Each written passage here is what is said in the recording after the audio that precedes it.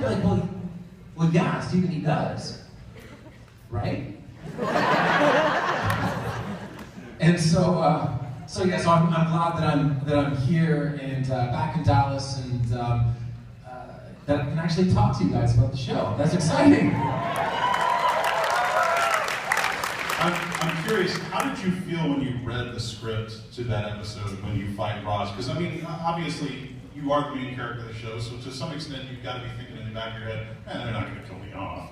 But at the same time, it's pretty scary when you see that ending. It was pretty scary, and I was excited when I read it. I mean, the most excited that I ever was when I read a script was the 9th episode, which is always our winter finale, of the first season, which is the first time that I went up against John Barrowman's character, the Dark Archer. And he, kicked the crap out of me. And that's always something that I really like about the show, because if we're going to do a superhero show about a guy with no superpowers, then his vulnerability and the very real nature of the fact that he can be beaten should always be front and center, because then it allows people to invest. So when I soared through the chest, yeah, off the cliff, woo! And have you had people, there's been a lot of online chatter and people saying, like, how did he survive that necessarily? Was there kind of a thing in your mind of, was that also a question of, am I going to survive this? Will I be the same when I come back? Well, he's not the same. He's obviously not now. No, he's not the same. And we've only seen him for a little bit in episode 12, but he's not. He's not the same. And next week's episode, he comes back and tries to be, the de facto leader / a little bit dictatory to the team. The team says, no, sorry, buddy. That's not how things worked when you were gone. We prevailed, we saved the Glades. You may have helped a little bit, but by and large, it was us, okay? And as a result of that, you need to respect the way that our dynamic works now. And it's tough for him, he has to change. I mean, if Oliver doesn't change fundamentally after being so soundly defeated, then it'll just happen again. Yeah, not only are you a different person because of what you've gone through, but you've completely changed everything around you at this point, especially with this alliance with Merlin. Where's that gonna go? Well, I mean, I'm so excited to work with, just in general, working with John Barrowman is one of my favorite aspects of doing the show, and I learn so much from him, both professionally acting on a show, the way to carry myself amongst the cast and the crew. I learned so much from John. So the fact that there is this unholy alliance, so to speak, is very exciting. I want to ask you about the shirt that you have on here. It's quite yellow, isn't it? It's very yellow. What can you talk about that? I met a family online. Oh, hey, there you are. You're right there. Sorry. Right there, up in the front row, is my new friend Corey and her husband Matt, which is right there. And they gave me this shirt in honor and in memory of their son Damien, who passed a few months ago. And when she handed it to me, the first thing she said was, I mean, you never have to wear it, you can throw it out if you want. Well, joke's on her. And so this chat and this panel today is dedicated to those two and their kids.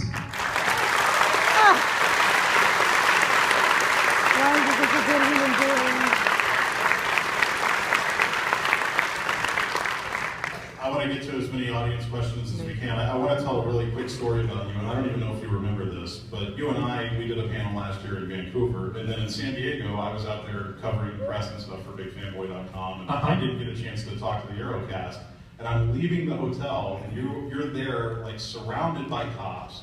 There's like the whole cast of Aero. I'm walking out, I see you see me, I kind of nod to you, and you just break through this whole circle of people and come over to shake my hand. And I just thought, what a genuinely nice guy that you would like maybe.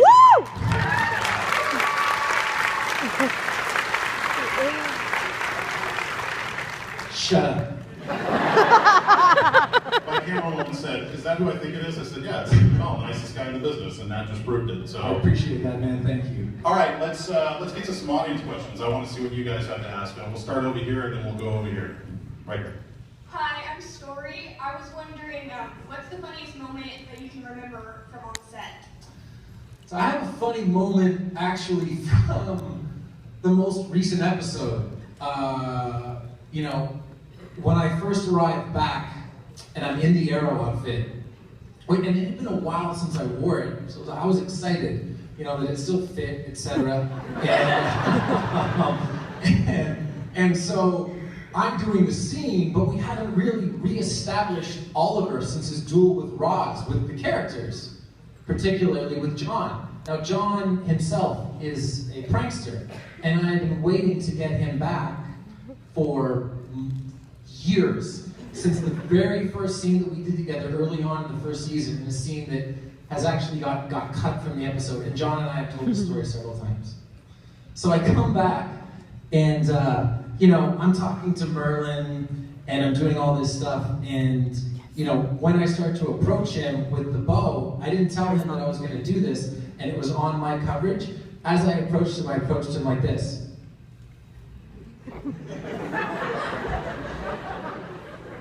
He goes, "What are you doing?" I said, "What do you mean, what am I doing?" I said, "Oliver fell off a mountain."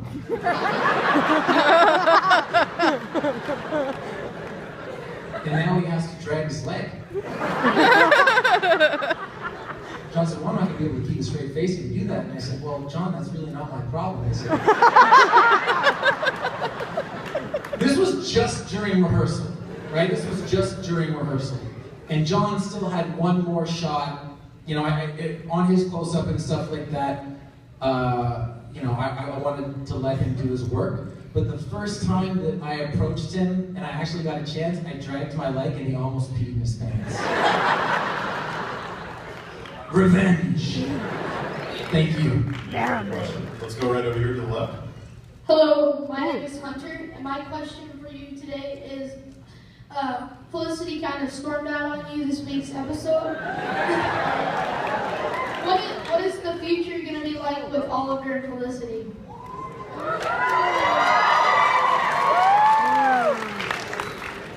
I feel like it was less storm out, and it was more like drop a truth bomb and walk away.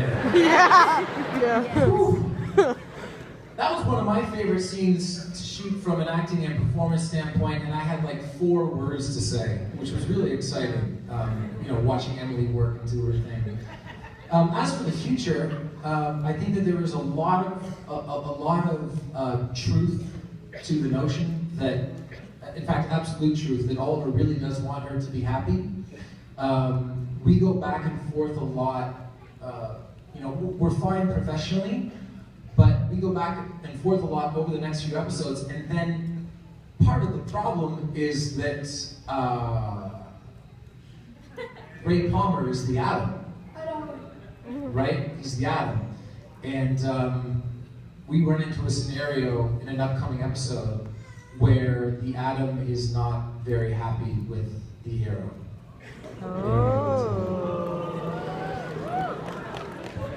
Hang on, I'm going to block this. With Felicity right in the middle. Anyway. No, that's not a spoiler. Maybe a little. Good, thanks for your question, man. Let's go right over here. Hey Stephen, my name is Amy. I'm a huge fan of yours. I love all the philanthropy that you do, all the various different families and charities that you support and you help out. Myself, I'm working on trying to start a small business for my living room, currently supporting 5 charities myself. I hope to grow in the future. Cool. And thank you for all of that you do. Also, please come to Alaska. Alaska. Can I come in the summer? Yes. No, we have a convention at the end of September, and this year is our 10-year anniversary, so please grace us with your presence. Well, Vancouver is pretty much a straight shot, so I will try my best. and ask my question. Okay. When did you get into archery? Was that something you already were into prior to becoming the Green Arrow? I got into archery around 3 weeks prior to shooting the pilot. Did you have good trainers? Or? I had a really good trainer. Yeah, I think I actually talked about this last year here. I had a trainer named Patricia Gonsalves. She's been with me every single day that I have wielded a bow and arrow on set. She or one of her close co-workers have been there. There always has to be an archery technician, and it doesn't matter what time of day it is, how long we've been shooting, what the weather is like. If my form is even off a little bit, she will tell me. But no, I've really enjoyed learning archery and getting to know the community better. I don't get to shoot as much as I would like to, but I'm going to try to make up for that over the hiatus. Are you going to teach your daughter? Oh, yeah. I'll start with like little Nerf arrows and stuff like that. Thank you very much. Thank you. Let's go right over here. Hi, I'm Maggie. Hi, Maggie. My question is, with all of the strange situations that you or your character gets thrown into over the course of the series, is there ever a point where you're filming and you just kind of stop and think to yourself, what the hell am I doing? And if so, can you describe a memorable what the hell am I doing moment? No, I've never had a what the hell am I doing moment. I'm really grateful actually that I am as excited to read scripts now as I was when we started. I mean, I just read the script for our 18th episode, and at the end of the script, my reaction was, oh my God, we blew up the show. Like, we literally blew up the show. Not actually, literally. I used that word wrong. Starling City did not get destroyed again, I swear to God. But, not this week, but a week from now is our 60th episode. And we'll finish this season with at 69 episodes, and then we're coming back again next year. We'll be all the way to 92. So it's all about still being excited when I read the scripts. As long as that's happening, and people ask me all the time too, how long do you think you'll do the show for? My answer is for as long as it's good. And I think that season 2 was better than season 1, and that season 3, when all said and done, will be better than season 2. So that's trending in the right direction. Season 2 is so good. Thank you for your question. Let's go right over here. Hi, my name is William. Hey, William. I was wondering if Oliver will be weaker in his final battle with Raza. Will be what? Weaker. Weaker. Because He might be a little bit weaker, sword through the gut. But I would like to think that he's going to be smarter. You're welcome. That's how you do a question right there. Let's go right over here. Hi, I'm Amell. I have a small request. Could you possibly do the opener to your character on Lego Batman 3?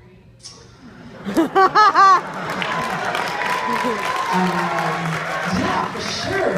I wish that I had all of it. Like, I wish that I had the script in front of me, because I remember, first of all, yes, I will do it. But when I went in to record that, and all the different pieces and the cues and the stuff that we have to do, they booked 3 hours of time for me. It's on the Warner Brothers lot. 3 hours of time. We finished in about 38, 39 minutes. Because all I had to do was do the Arrow voice and say these really ridiculous things. Like, for Lego, it was, my name is Oliver Queen. For 5 years, I was stranded on an island with only one goal: survive. I'm not the only person on this island. Something to the effect of, there are others. And I need to become something else. Something green. And pointy. And arrowy.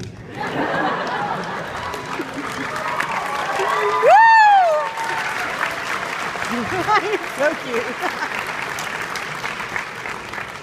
Thank you for your question. Let's go right over here. Hi, my name is Xavier, and I was wondering if there are going to be any suit changes by the end of season 3. Suit changes. Kind of already was one. A little bit. The short answer is not only are there going to be suit changes, but I'm going to be changing suits. Oh!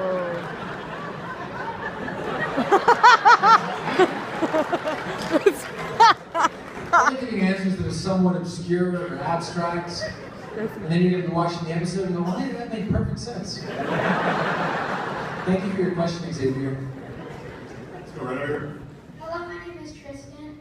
First off, I want to thank you for wearing the bracelet I made you. Oh, you're welcome, man.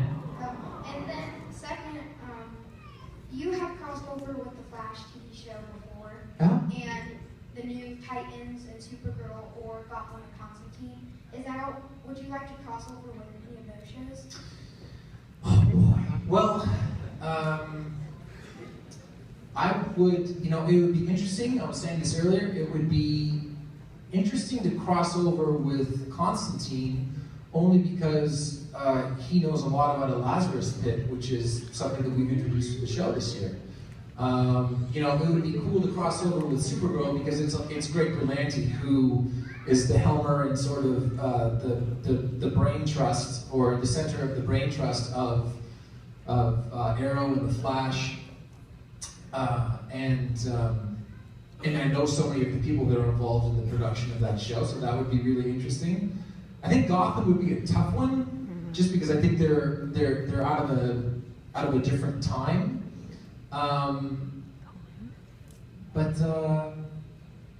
The crossover with the Flash was so much fun and did so well that I can't imagine a universe, no pun intended, where that didn't happen and continue to happen all the time.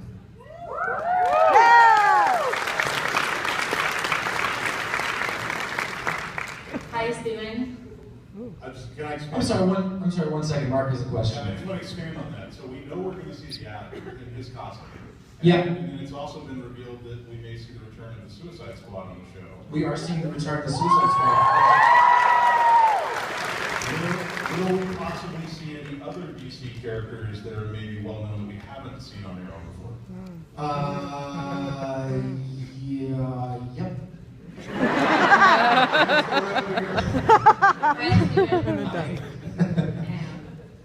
Oh my god, nervous. It's because Mark made you Never wait. mind. I'm not native, so I will try. And I have a question actually, but I have to decide the question and ask you for something. It's not a selfie or touch you or time. Okay. You see, I have a Facebook page, a listed Facebook page, and we are over 30,000. Sure. And they What's it have- called?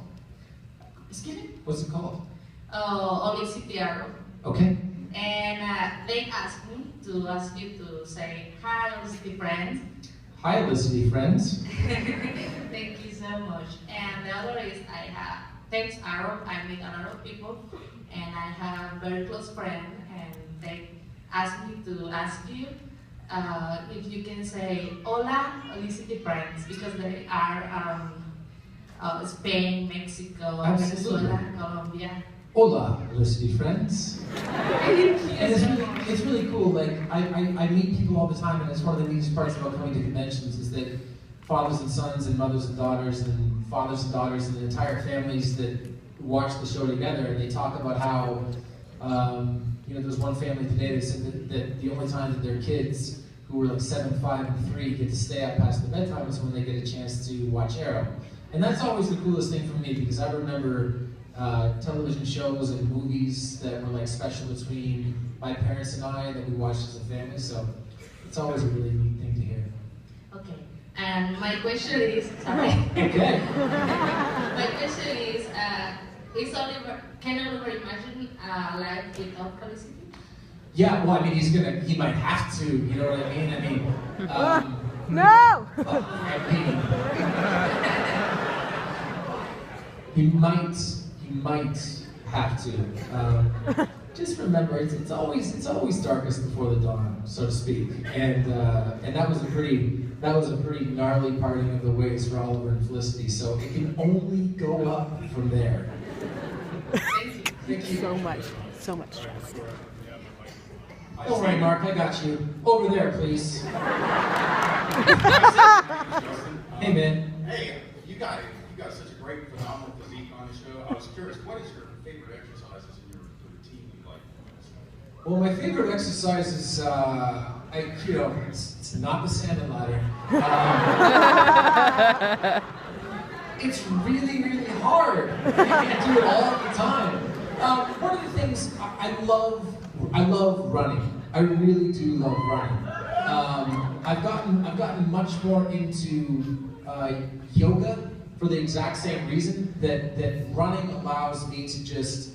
I want a piece of technology that allows me to project the ideas that I have when I run. Because I actually think that there is there must be a biological, neurological, chemical thing that happens when endorphins are being released when you run. And the ideas that I come up with, I almost want to stop and write them in a notebook.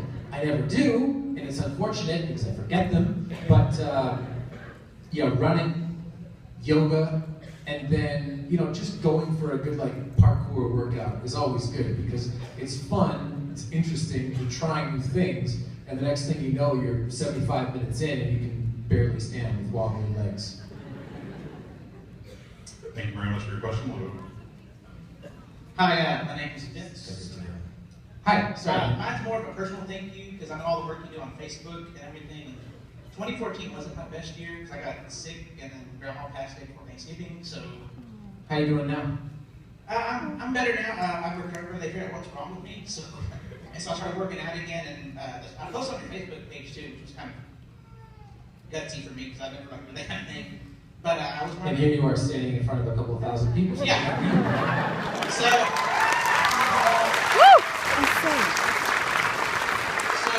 I posted it was a 4X shirt. Now I'm wearing your new shirt. It's a 3. So cool. Yeah. So thank you for all that, and could you say hi to my friend Christine? She's watching from New York. Is she? How? She's gonna watch it later. Okay. Well, hi to Christine from where in New York? About an hour, a little town, Little Falls, New York. Little Falls. Hi to Christine in Little Falls, New York. Awesome. Thank you. Cool, man. Thanks, man. Let's go right here. Hi, my name is Willie. Hey, Willie. First off, I have yet to see this past week's episode, so a lot of spoiler balls to the face. I noticed that on your Facebook page you help out with a lot of charities and organizations, and I'm thinking of I wanted to start a charity for brain aneurysms because I've actually had one. Lucky to survive, and I don't really ever hear about any charities for it. I was just wondering if you could start one. Yeah, well, I mean, I can certainly help bring awareness to it, and when I was here a year ago, I had never done any charity work really, and then this past year has things have changed substantially. The winery that my buddy and I do, we are mostly established with an organization called Knocking Point Gives, and we're a new business. So once we get a little bit more of a runway, we're going to employ somebody, and we'll be able to hit things that are maybe a little bit underrepresented. It's neat to work with a charity called F Cancer, but there are 1 million charities for cancer because it has affected so many people. When I launched, and this was the best part about launching my Sinceriously campaign, is I got a chance to learn about so many new charities. Now, we ended up working with a charity called Paws and Stripes that helps veterans with PTSD. and a charity called Stand with Silence, which is mainly aimed at preventing suicide amongst teenagers and students. So, that's cool. I chose those charities because they're dealing with broader subjects, but they are small organizations. So hopefully when we get a charity like Knocking Point Gives to front this, we'll be able to tackle things like brain injuries. And I'm glad you survived, man. Thank you.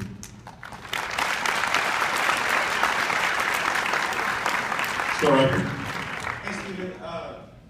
So my question is earlier in the season we had Ray Palmer introducing the idea that Starling City was going to be renamed Star City, and then you called it Starling City earlier, but we never got a formal transition to Star City. Has that plotline just been abandoned? I don't think that it's been abandoned, but it certainly hasn't been brought up. Star City was Palmer's ultimate idea. So he transitioned Queen Consolidated to Palmer Technologies. Palmer. and you would think that eventually his vision for the city, Star City, would come, but hopefully it would be, what's the word I'm looking for, accelerated by the introduction of the app. So we'll see. Okay, thank you. All right, let's go right over here. My name's Right here. Hi, Steve. Hi. My name is Jeff. What? My name is Jeff. I have no idea what. Yeah, I haven't seen it. My question is. Okay, all right, keep going. Just move on. It's okay. There have been worse moments in panels. Same here. Now, my question is, if you were a Marvel character, what would you be? What? If I was a what? Marvel character. A Marvel character, who would I be? No, he would not be. I would be Hawkeye. That's cheating. Yeah, Steve. That's like saying I'd be like slightly less talented left-handed me.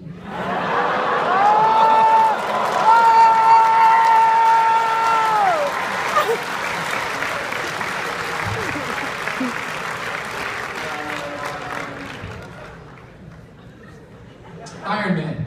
I got asked that question before. I like Iron Man, and was I an Iron Man fan before, Robert Downey Jr.? Not really. I'm more of a comic book fan through what I've seen in the feature world than what I read in books. Yeah, go with Iron Man. Absolutely. I know one caught that Hawkeye thing on tape. That's going to go viral. I see you more as Captain America. I may or may not know. That's awesome. I can't be Captain America. Why can't you? Because I'm Canadian. And by the way, this is an actual thing, is that when they did the casting for Captain America, now, I was still a little young in my career. I would have maybe got into the mix, but I certainly wouldn't have gotten it, and I think that Chris Evans is doing a marvelous job. No pun intended. Sorry. Really no pun intended. I swear to God. But yeah, it was right there on the casting sheet. You have to be American, right? Whereas with every other one, they're like, Australian, British, yeah. France. Maybe Captain Canuck. Captain Canuck. Apparently there's a comic book called Captain There is, Canuck. yeah, Captain Canuck. Yeah. It's not as popular as Captain America. Wow. All right. Hi, my name is Simone. I had 2 questions for you. Okay. What has been the most exciting thing about being the Arrow? Wearing the suit. Always wearing the suit. If you want to talk about this is more exciting than wearing a suit and meeting people and being able to try new things and have a platform to get in touch and to be informative and all of those things. That's more exciting. But if you just want to talk about shooting the show, it's wearing the superhero suit, for sure. And then my other question was, how much fun have you had with your fellow castmates? We have fun all the time. David and I in particular, having probably worked together the most number of days, we have a blast, but everyone on the show gets along really well. Everyone, I think, has, again, almost 60 plus episodes in, everybody has really found their lane. Thank you, Stephen. Thank you. Thank you for your question. Let's go right over here. My name is Mehul. I'm Rivik. My question is, how is the whole training process in learning to fight the way you do on the show? Yeah, so people always ask, like, what sort of martial arts do you do on the show? And what I always say is we do fighting on television, because or fighting on screen, because that's a particular thing. So, we've always had the same stunt team, and it's always just, look, the camera's here, so this is where you want to land your punch, or the camera's here, so you need to pull your punch, or you need to exaggerate it this way. Oftentimes, there's just no good way to do something without it hurting. But we're always trying to, they're always trying to build the fights up to these elaborate things and disarms, and I'm always trying to break them down to, can I just punch him in the face? Yeah, but things have changed. When the Flash and I fought in the crossover episode, that was a new type of fight for me, because a lot of it is working with a digi-double, and it's swinging in air, and it feels ridiculous, but you just have to go for it. And I just recently had one of those fights on Arrow, actually, not with the Flash, but I was fighting against a digi-double a bunch. That was fun. All right, let's go right here. Hi, Stephen. I'm a big fan. Thanks, man. First off, River Mason, you got a place to stay. Thank you. My wife's family lives there, but if they're all full, we got like bunk beds, king bed, couch, futon. And then also, how was it like to work with Mary Bennett and Colin Donald? Working with Colin is the best. When I was in New York Comic Con, he came out and he what's the word? Not bombed my panel. What am I looking for here? Crashed. Yeah. Working with Colin was great. We always got along so well. I always thought our scenes were really organic and didn't feel stilted and television-y. Or bad television-y, as the case may be. And then working with Manu Bennett was intense. Always intense. Manu cares a lot about everything, which is always something that I can respect in an actor. And Manu was back in a couple of episodes, which was exciting. It was great to have him back. Thank you. Thank you. I have a question over here, sir. Sorry. That's okay. I heard that, honestly, it's kind of fun. I heard that from a certain source that, okay, it's crazy, that you're on the set, your farts really stink. It's crazy. It's crazy. What? No, honestly, seriously, I'm sorry. Here, honestly, who is your favorite person to work with on the show? And you better say David Ramsey. Oh, that was David Ramsey! That's who he was saying it!